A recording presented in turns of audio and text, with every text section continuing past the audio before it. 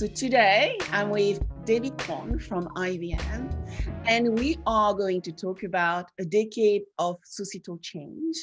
Are insurers focusing their attention on the right priorities? So welcome, David. Well, thank you. So first, to get started, I would love you giving our audience a little introduction about who is David. Oh, well, so this is David. Nice to meet you all. I am IBM's Industry Academy member for insurance, which means that I represent some of the leading thoughts at IBM globally when it comes to insurance. And I've also been in this industry for about 20 some odd years, dating myself a little bit. As a joke, I say, hey, I've been around since the Netscape days, for those who remember what that is.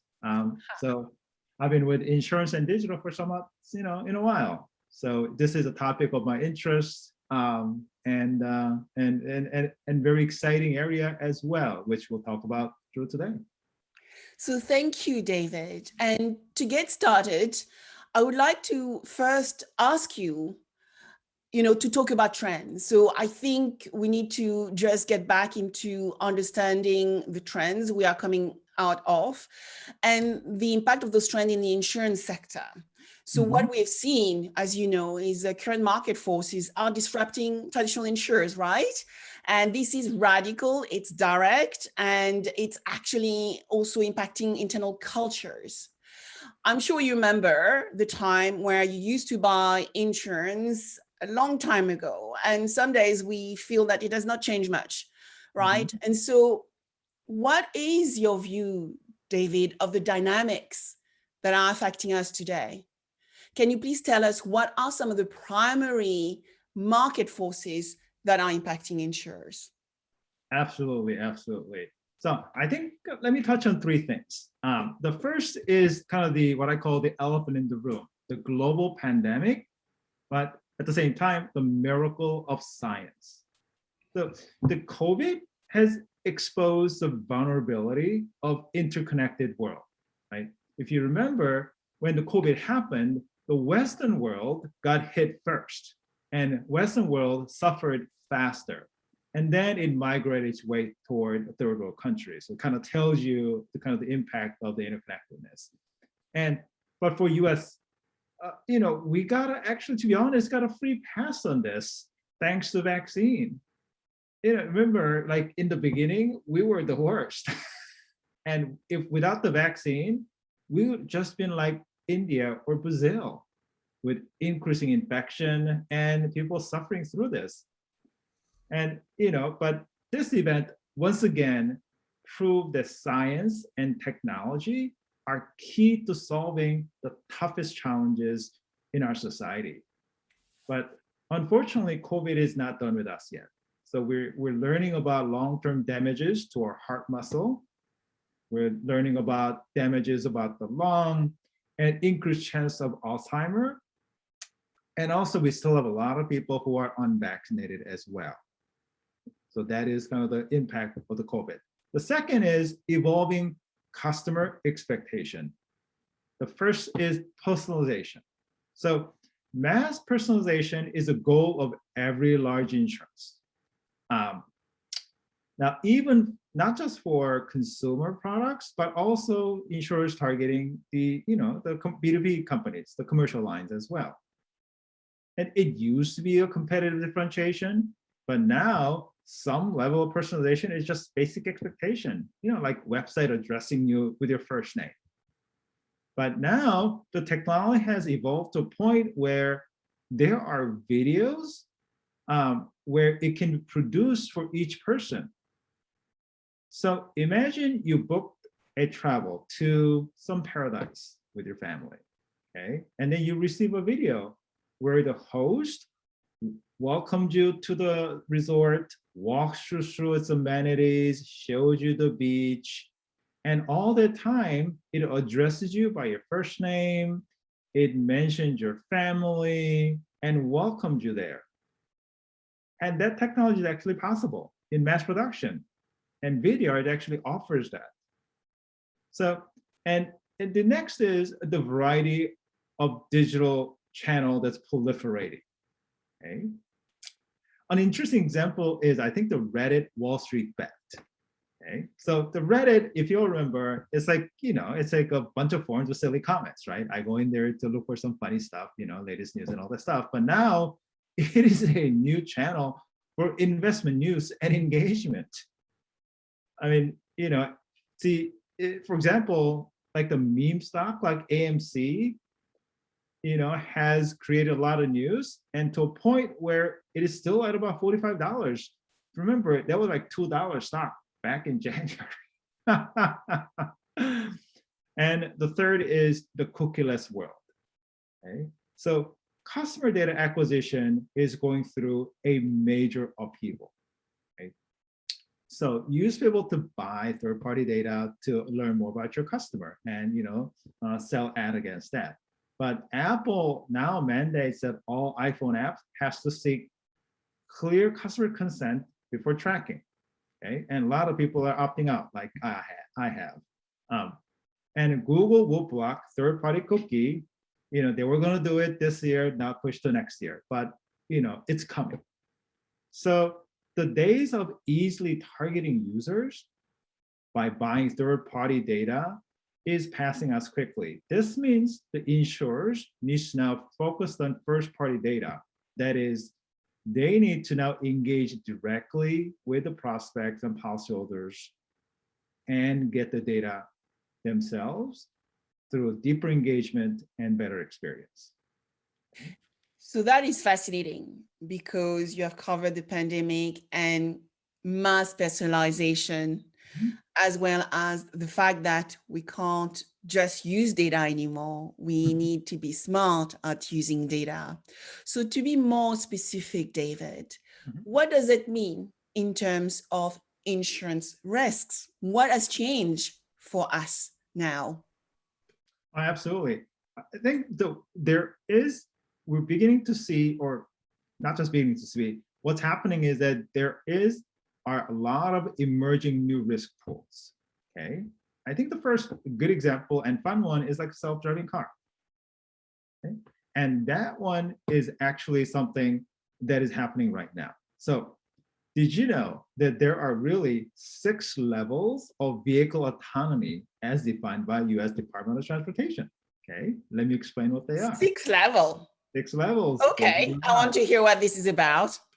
So level 0 is like no time automation, okay? And then level 5 is full vehicle automation, okay? Let me explain.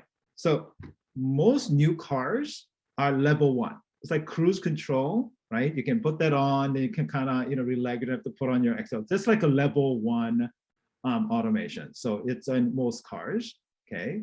Now, level 2 is where you have some level of steering control offered, where it keeps your car in lane. So a lot of the kind of luxury cars have that feature now, right?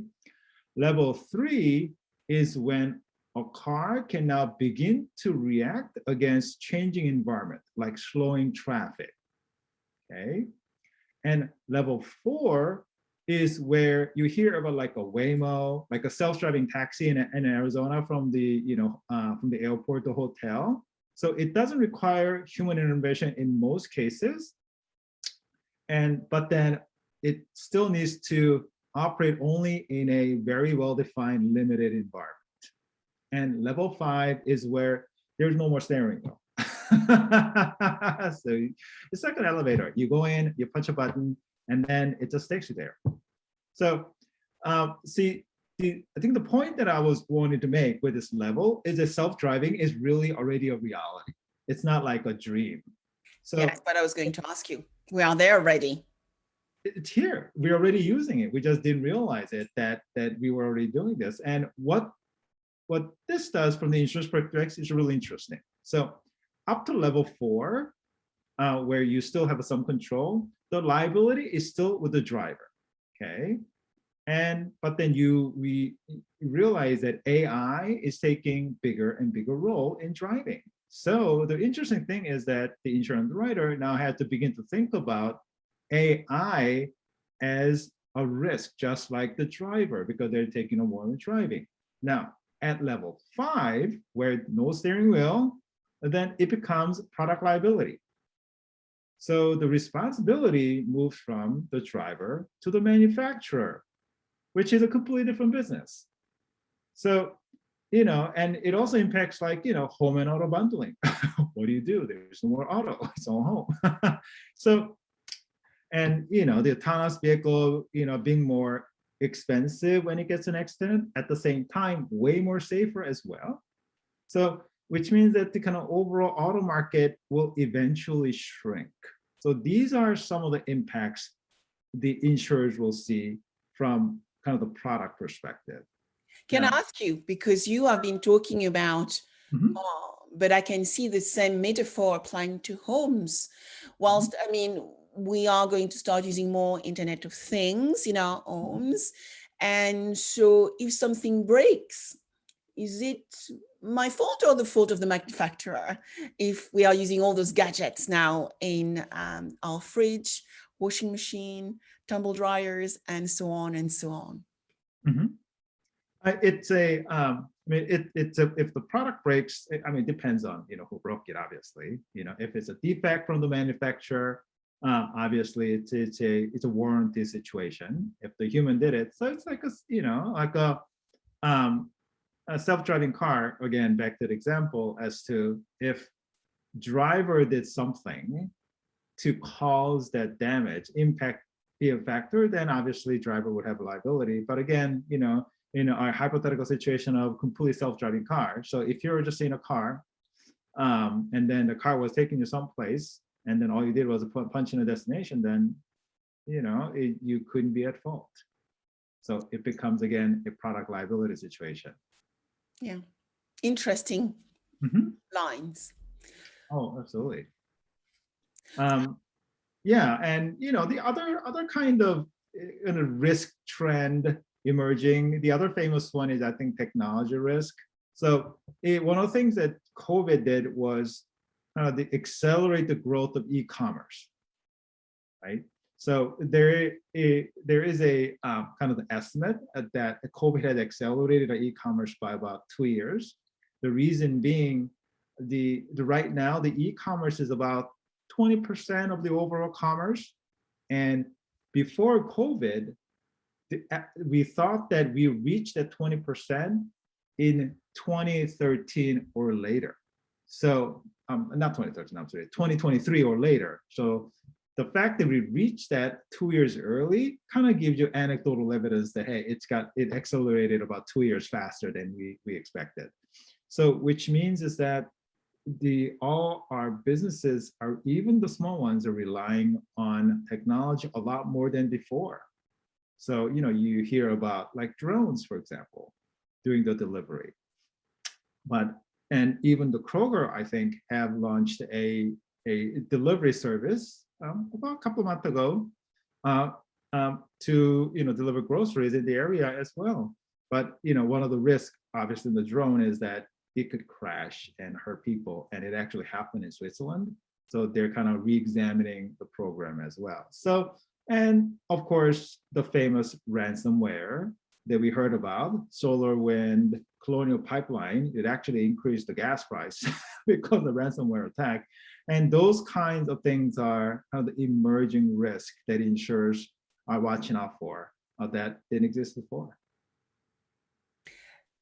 Interesting, because as you said, as we increasingly use technology in everything we do, digitization pushed us to spend a lot of time at home.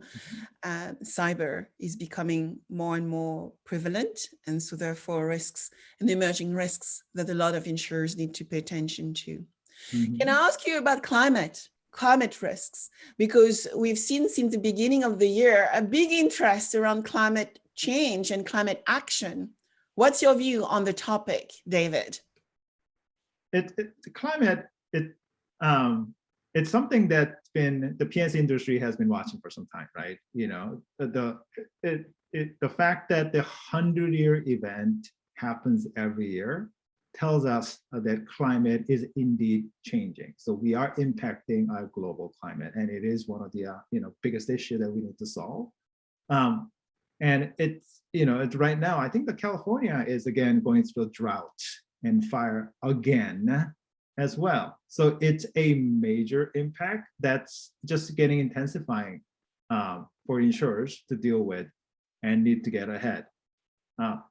But beyond just climate, there are other risks that, they may not be new, but that we're beginning to discover. I mean, a good, interesting example is, remember that ship that's stuck in Suez Canal? Yeah, it's and again, the COVID kind of exposed the risk of interconnectedness, and Suez Canal also exposed the risk of how interconnected as we are, and the risk of supply chain that's globally spanning. Just having that ship block that one waterway for a couple of days, the world was losing 10 billion in trades every day.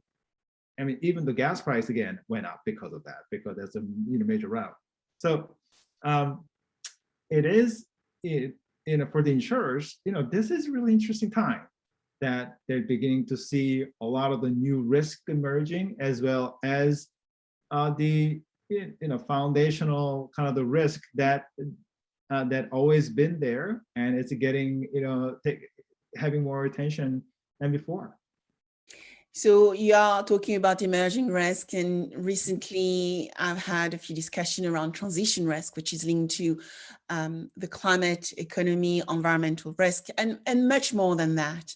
So when you look at the world we are in, David, and all this change and actually new opportunities, what does it mean in terms of technology advancement we need to pay attention to? Oh, absolutely. So there are a lot of disruptive technologies, but I'll talk about three today.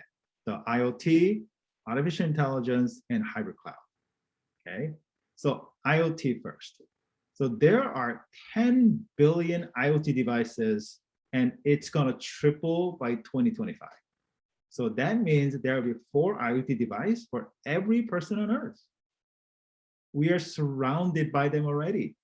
Right, our home, we have smoke detector, heat detector, kind of thermostats, and then light bulbs, and even doorbells. And this aside from the phone and smartwatches. And then our car, as we mentioned, is already becoming full of sensors. And in fact, the car is essentially like a computer on a wheel now, and it's going to be more and more so.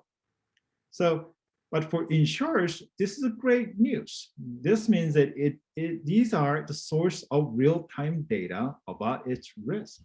So it opens the door to kind of unimaginable capabilities, like predicting the loss before, therefore able to prevent it or reduce the damage. A whole new kind of product, like where your premium changes constantly according to changing risk.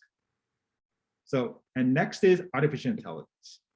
I mean, this is one of the hottest topics among insurers, because AI capability has advanced enough to make real impact on everyday operation. Here's some examples. Okay. For customer service, AI is being deployed to handle customer requests through chatbots or natural language. And it's no longer like proof of concept or experiment. In fact, IBM Watson AI is so reliable, we're offering it for free for share of benefits a client will gain. And for insurers, AI not only cuts customer service costs, but also help detect fraud, speed up, underwriting, and reduce potential even bias, in things that they do. And the third is hybrid cloud. So this is the infrastructure that underpins all this. Okay. So when established insurers, the current and likely future infrastructure is a mix of public cloud, private cloud, and on-prem infrastructure. Okay. I haven't met a client who doesn't have a cloud strategy. It's everybody has one, in their house. But I also haven't met a client who have successfully completed their journey to one cloud. It's just silly talk. In fact, many large insurers still rely on good old mainframe, believe it or not, for most of their critical applications. So, and they also use SaaS stuff like Salesforce, Adobe, and ServiceNow. and at the same time having some of the workload move to a cloud. So the insurer, needs a hybrid cloud architecture that can support the portability of the workload across all these different, environments we just talked about, cloud or otherwise, and automating the deployments of the workload to put the work where it needs to be performing the best. So, and IBM Red Hat obviously is a leader in this capability. So one of the fascinating things, David, is when you talk about IBM Watson, I remember, when I was much younger, I used myself to work with IBM, and we were already talking and working around IBM Watson. And so what I also find fascinating is that, based on what you just said, is IBM work with its client to drive value, but also provide free services through the chatbot to make sure that the services are working effectively. So congratulations. And can you tell me more around some of those unique projects that IBM is doing to enable ecosystem and communities to learn about technology and the power of technology? So, David, we often talk about insurtech, right? Leading insurtechs, which are out there. And I know everybody has different views, but right now the unicorn have generated around 75 billion of valuation, which is not insignificant in insurance. It keeps some of our insurers awake at night. At the same time, BigTech, it's still working out how they are going to make insurance business model outdated. Some of them are, right, as we know. However, as you know, there are only 100 potentially insurtechs, which are considered as market leading today out of 5,200 ventures which are there. So we are still a lot of work to do. So what does it say about innovation within insurance, David? Great question. So insurance, unfortunately, remains to be a difficult thing to innovate. I think insurance tech so far has proven that point. Okay, here's why. The revenue of the largest insurtech is around $100 million a year. Okay, the 100th PNC is about over $700 million a year. So that's 7 times that. Okay, and most of the insurtechs are still not profitable, unfortunately. So and that's actually on the PNC side. Life and annuity gets way worse. So it's and for a person who's been around insurance for some time, we talked about insurance being a cusp of disruption for, I don't know, maybe since I've joined. So it's not easy, and insurtech, I think, certainly compared to, for example, our banking brethren, it's proving that it's much tougher nut to crack. But much of the insurtech did make great progress, certainly on the property and casualty personal line products. Okay, and the common themes are better experience with more product flexibility. Okay, and that are enabled by heavy use of big data and advanced analytics, and especially AI talked about, and IoT devices like telematics are major enablers, as you see from growth of usage-based car insurance like Metromiles and others. Right? And then all are digital natives and mobile first. And most important, their core system are all brand new because they're just new insurtech with ultra modern capabilities. Not like the decade-old legacies that established insurers, have to deal with. And that's why I think I'm going to contradict myself. Insurance is finally on the cusp of major disruption. Okay, and here's why. I'm arguing both sides of myself now. Okay. Great. The pace of technological innovation is accelerating. Okay, as we discussed, IoT, AI, hybrid cloud, okay, and needed core technology are advancing by leaps and bounds, okay? And number 2, COVID has accelerated digitization of our society. And third, and most of all, the partnership between insurtechs and established insurers are growing quickly. It shows that insurers are open to disruptive changes from outside, which wasn't always the case before.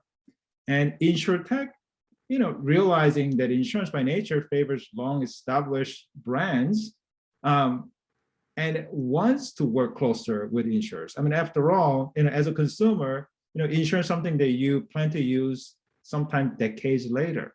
So you want to work with a company that's been around for a very long time, which insurtech unfortunately are not by definition.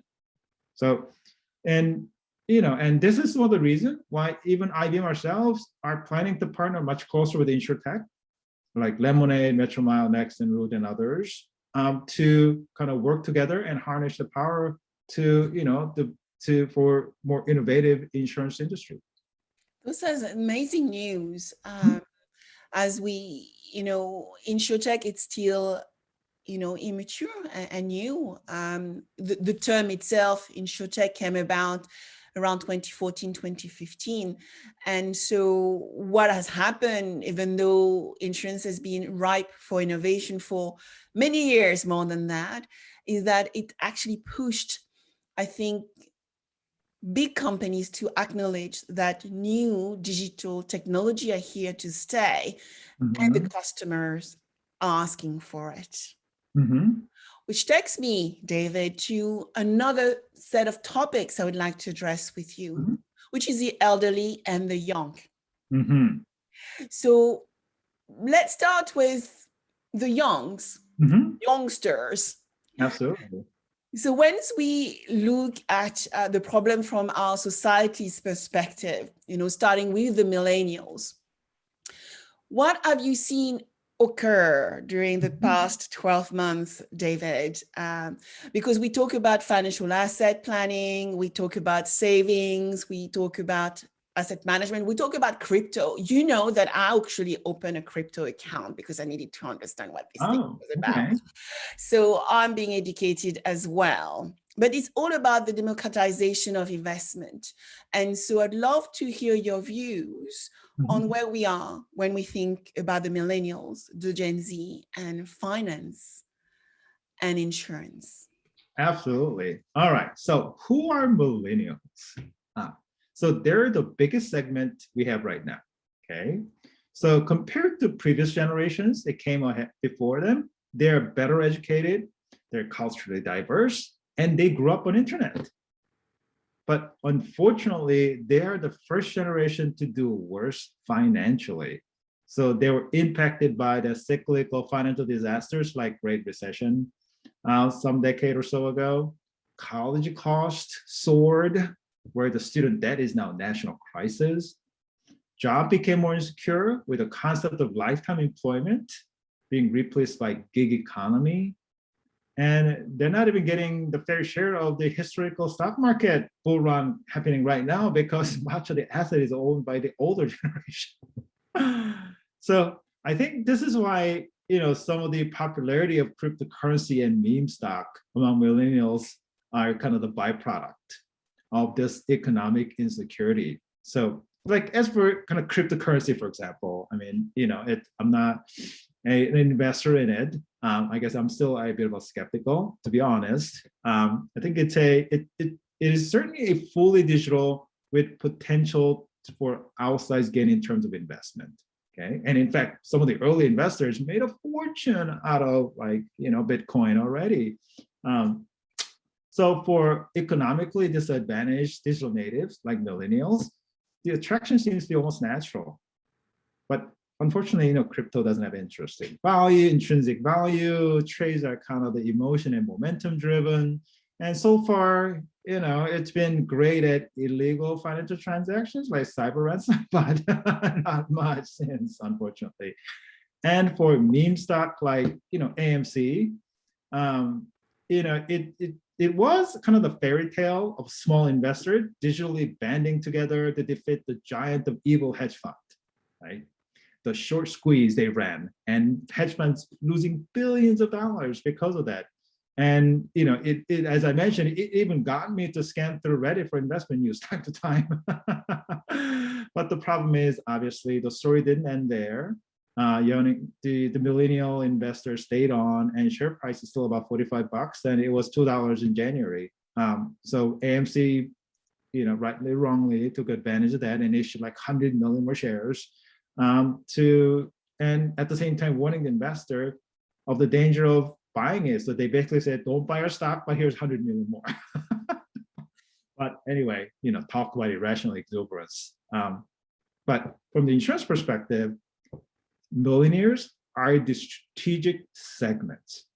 Okay, but first, the great news for insurers: the life insurance application among millionaires surged during COVID. So it's like nothing like a global pandemic to remind people of their mortality. In reality, the young families actually need more life insurance, more than the old, because they have loved ones who will need to fend for themselves much longer than the olders who are generally more financially secure. And they're very much open, they're born on internet, they're digital, they're unhappy with status quo, and are willing to try new things. So they're kind of the perfect for innovative products. So hence they're targeted heavily by insurtechs. And obviously, they are the largest segment, as I mentioned, with rising needs and bigger and more insurance products. So they're like perfect for insurers to target. So how can insurance industry help millennials? There are many ways, but kind of two ideas. P&C insurtechs are well on its way to figuring it out, I think, with better experience and product flexibility, kind of as we kind of talked about before. And for life and annuity, I think that the path is to help the millennials with financial wellness, grow the asset while mitigating investment risk, prepare them financial retirement, along with traditional mitigating the consequences of life's event, like term insurance. That's great. And when we talk about millennials, we also include often Gen Z. And whether we look at one or the other, one is digital enabled or digital savvy, while the other one is digital native. Mm-hmm. And so what you are saying is we need to listen to them, and they want education, right? When we look at financial services, but also access to digital offers, which fits with their way of life. Oh, absolutely. I mean, that is the future. I mean, it even among the older generation, which we'll talk about soon, you'd be surprised here that they are very digital too. Just because you're over 65 doesn't mean that you don't use a computer. In fact, the average age of Facebook, if I remember, is like getting closer to 40 or something like that, 35, 40. So yeah, it's not the young folks left Facebook. It's all the old folks who's hanging around. Interesting. So actually, let's talk about the elderly, David. So what are the challenges faced by our society when we think about the elderly? What are the major aging issues we need to solve for when we think about this segment, and how technology can help us all? Whether, I'm not too young, but not too wrinkle-free face, but who knows? I need to start planning for those things. So tell us, how can we integrate a better life for the elderly using technology? Absolutely. Speaking between Gen Zs, I'm just kidding. Anyway, so the aging is one of the biggest social force across Western world. Okay. The good news is that the advancement in medical science has conquered much of the physical element. So we're living longer than ever before. So in 1980, for example, there were about 30,000 people globally who were over 100. Okay. Now there's over 570,000 people globally, and it's rising rapidly, over 100. And if a couple reaches 65 together, it's a 50-50 chance that one of them will live past 90. So the great news again is that even after retirement, there's a whole lifetime that you can enjoy. Okay? Now, the bad news is that we are living longer than ever before. So we as human had never lived this long before. So this is like a whole new thing for us, actually. So, and one of the biggest challenges we're finding is that our mind cannot keep up with our longevity of our body. So with the increase in lifespan, there is a dramatic rise in dementia. So if you're over 85, half will show some sign of dementia. And unfortunately for women, 2/3 are women in that case. And Alzheimer is kind of the primary cause. And unfortunately, there's no known cure yet. Even the new treatment that was just approved, it's called Edelheim or something like that, and it's still surrounded by controversy. In other words, we can live longer than before, but our healthy old age hasn't improved much. So financially, now, because we live longer than ever before, we need to save more than ever before for retirement. And most of the retirees just have not done that. And which kind of highlights the importance of Social Security for folks in US and other social safety net in other Western countries as well. And another emerging financial burden that kind of related to what we talked about is long-term care. So this is the care you need if you cannot do certain basic activities to live day to day, like eating, moving, bathing, things like that, right? So in the couple of kind of shocking statistics or unfortunate statistics is that half of folks who's 65 or older will need long-term care for 2 years at least, and 20% will need a lot more than 2 years. And the long-term care facility in US costs over $100,000 a year. It's expensive. And on top of that, the COVID has exposed the nursing homes to be an extremely vulnerable place to be. I mean, you've probably seen this heartbreaking photos of how the elders trapped on the other side of the window, lonely, and the family couldn't reach them because of the COVID. And many of them have passed away alone just like that. So, and along with kind of escalating healthy costs and obesity and all that, it's contributing to kind of the challenges. So how can, now back to insurance, so how can insurance industry solve this problem? One major concept is called aging in place. So we live in a world that is built for young. But as we age, we want to live where we've been living. We want to grow old in our house, near our family and friends, and maintain our social network. So what we need is to transform our day-to-day living environment in a way that we can not only live as a young, but also grow old in it as well. And that is the concept behind aging in place. So kind of the IoT technology we talked about, this is one of the central kind of capability. So we can install a variety of sensors, whether it's a motion sensor, contact center, heat, leak, bio, can be installed around the house, and to monitor the elders and provide help just in time. So this allows the elders to stay at home and then be independent and keep their social network, and at the same time be able to get the help they need that was only available in nursing homes before. And in fact, IBM has been running such a technology in Europe for a number of years already. And another one, more financial, is called wealth accumulation. So the concept here is that after a lifetime of asset accumulation, when you retire, you enter the accumulation phase, which means that you're using the retirement savings to generate income, to replace the income that you used to get by working. So the major opportunity here is that much of the middle class are underserved by financial advice.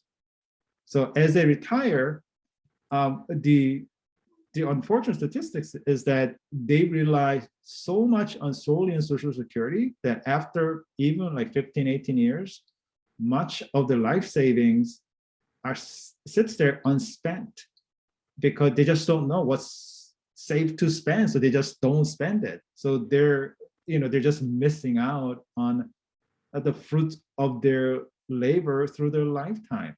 So this is where we can apply the robo-advisor concept, where we can use a technology to provide retirement accumulation advice to those middle-class retirees who otherwise wouldn't be able to get such quality advice from the human advisor because they're just not cost-effective. So that is a white space opportunity that the insurers can help. With aging in place and the accumulation, there are tremendous opportunities that insurers can help and lead and reap great benefits from. This is fascinating. So we covered the trend and we looked at technology, and then we looked at the younger generation as the millennials and the elderly and the application of technology for both segments. So thank you so much for that, David. As conclusions, I would love to hear from you. How should we go about creating a little bit of a roadmap for success? What are the things we need to know as executive of big companies and executive of small companies that you could share with us? What is your checklist? Absolutely. Here's my checklist. So one certain thing about future is its uncertainty. So each insurer obviously will have to chart its own course, but there are things that every successful insurer will have in common. Okay, I mentioned three. First is a maniacal focus on customer and delivering the customer experience above and beyond its competitors. Okay, and we talked about the monumental challenges faced by our society, young and old, and those are also kind of the blue water opportunities that insurers can solve for and reap great benefits. Second is ability to innovate. Get through the cycle faster, learn more from each cycle, and go on the offensive. Okay. Number three is the mastery of technology. Certainly the disruptive technology like AI, hybrid cloud, IoT we talked about, but just as important is modernizing their core legacy systems so it becomes a differentiating capability and not an inhibitor. So, we discussed how our society is going through like major structural changes while facing enormous challenges. I think the insurers are in a perfect position to lead us to a wonderful future. I think this is an exciting time to be an insurance professional. Remember, future starts today, always. As you said, David, it's a fascinating and wonderful time to be in insurance. I remember the time one of the insurers I used to work with just 5 years ago said to me, Sabine, help us make insurance sexy. I think when I look at insurance today and all the challenges we need to solve for, insurance is an interesting place to be. Absolutely. Insurance is interesting. It is what we need. And most of all, it is what we need to solve our biggest challenges and create the best future possible for our society.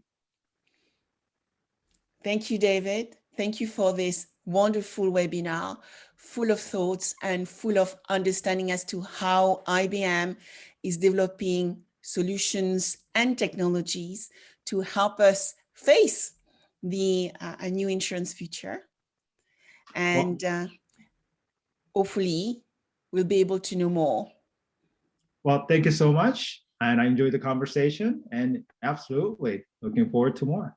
And if anybody wants to hear or talk to David, you will be able to find David Kwon on LinkedIn. So do not hesitate to connect with David. Thank you, everyone.